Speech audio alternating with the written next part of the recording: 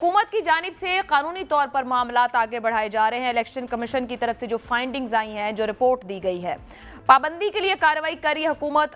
Political party order के शिक 2, 5, 6, 17 का हवाला दे रही है, जो गुज़िश्ता रोज़ भी तय किया गया काबीना में। क्या स्ट्रेटेजी रहेगी पाकिस्तान तहरीक इंसाफ की जब ये मामला या रेफरेंस हुकूमत की तरफ से सुप्रीम कोर्ट भेजा जाता है? जी आयशा, शुक्रिया। सबसे पहली बात तो ये है कि उल्टा चोर कोतवाल को डांटे, और इसका मुजाहरा आपने इनको देखा है कि ये वो हुकूमत है और ये वो लोग हैं जिनके पास पार्टी फंडिंग का एक पैसे का भी जवाब नहीं। ये वो लोग हैं जिन्होंने एक दूसरे पे इल्जामात लगाए हुए हैं कि जी ये हमेशा बाहर से फंडिंग लेके एक दूसरे की घूमते गिराते रहे।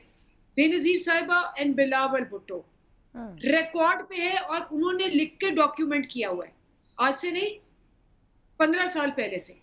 और पीएमएलएन ने आज तक उनको कंटेस्ट नहीं किया लिखी हुई बात को।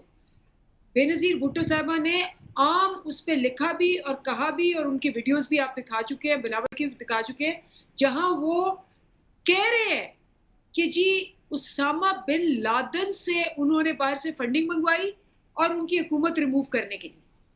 अच्छा, अब इस सिचुएशन के अंदर हमारी पार्टी पहली पार्टी थी जिसने पॉलिटिकल फंड रेजिंग पब्लिकली करनी शुरू हुई, क्योंकि चेयरमैन साहब का आपको पता है कि सबसे बड़ा फैक्टर ये है कि उनको सारी दुनिया ट्रस्ट करती, specially Pakistani, specially overseas Pakistani.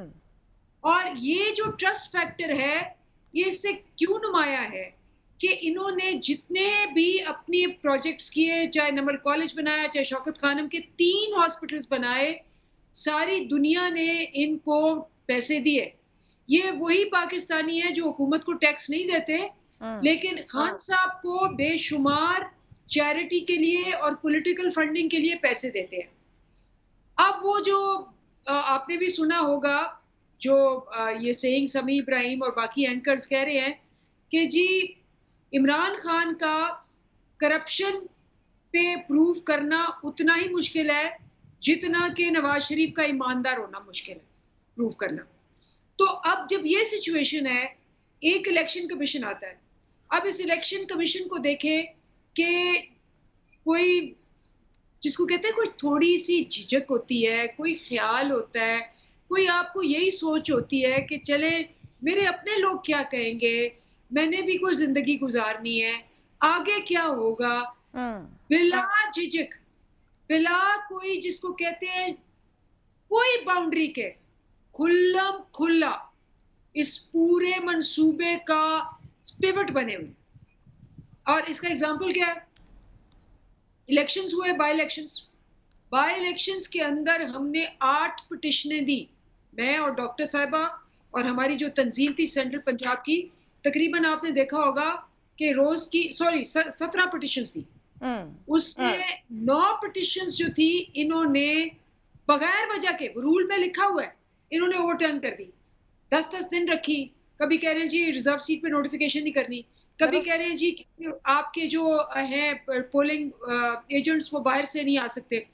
9 की 9 को हर कोर्ट ने रद्द कर दिया, बल्कि कोर्टों ने इनको मुजम्मत की, इनको डांटा कि आप ये क्यों कर रहे हैं। अच्छा, कतई कलामी की माजरत अंदलीब साहिबा, ट्रस्ट फैक्टर है, नो डाउट, वोट बैंक मौजूद है। अब मामला यह है कि इलेक्शन कमीशन ने जो शो कॉज दिया है ममनुआ फंडिंग का, उस पर बुला लिया इमरान खान साहब को 23 अगस्त को कि वो पेश हुआ इलेक्शन कमीशन के सामने। एक तो ये फरमाइएगा कि क्या इमरान खान 23 अगस्त को इलेक्शन कमीशन के सामने पेश हो रहे हैं? दूसरा ये फरमाइएगा कि ये एक मामला नहीं है जहां पीडीएम चली गई है इलेक्शन कमीशन, जो मोहसिन शाहनवाज राजा ने डाला इलेक्शन कमीशन में, उसकी 18 को समाअत हो रही है। फिर तोशा खाना रेफरेंस इलेक्शन कमीशन को भेज दिया है, उस पर भी नाअहली मांग ली, खुद हुकूमत सुप्रीम कोर्ट जा रही। ये जितने महाज खुले हैं कानूनी, क्या जो भी फैसले आएंगे आप उनको ट्रस्ट करेंगे, या कोई स्ट्रेटेजी मौजूद है जब आप ये कहते हैं कि साबित करना ही मुमकिन नहीं है? पर वो तो पॉलिटिकल पार्टीज ऑर्डर के नीचे ट्राई कर रहे हैं, वो बता चुके हैं। देखिए, वो आप क्या, मेरा ख्याल है बच्चा समझ गया कि वो क्या ट्राई करें। पहले उन्होंने पूरा रिक किया कि जी इलेक्शन जीतने, ईवीएम बंद करवा दी।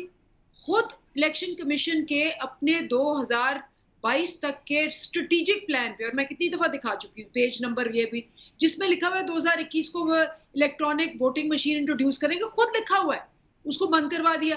अच्छा, आई वोटिंग बंद करवा दी।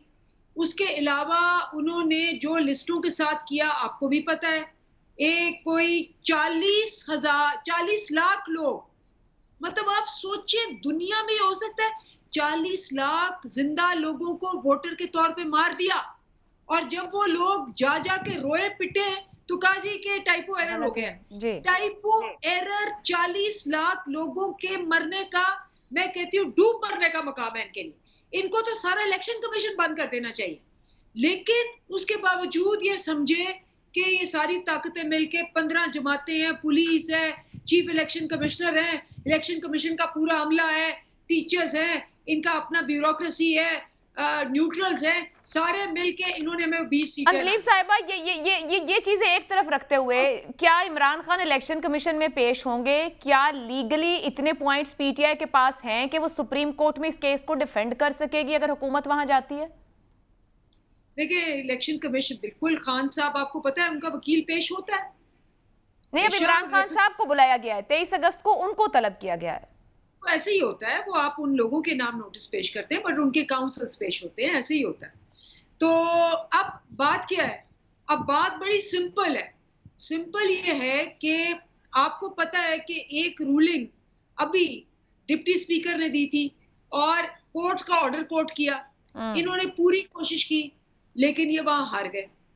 अब 9 हमारे पास ऐसी एग्जाम्पल्स मौजूद हैं कि ये जो इलेक्शन कमिश्नर है ये गलत कानून को तोड़ के पीएमएलएन का साथ दे के हमें वो ऑर्डर गलत दिया।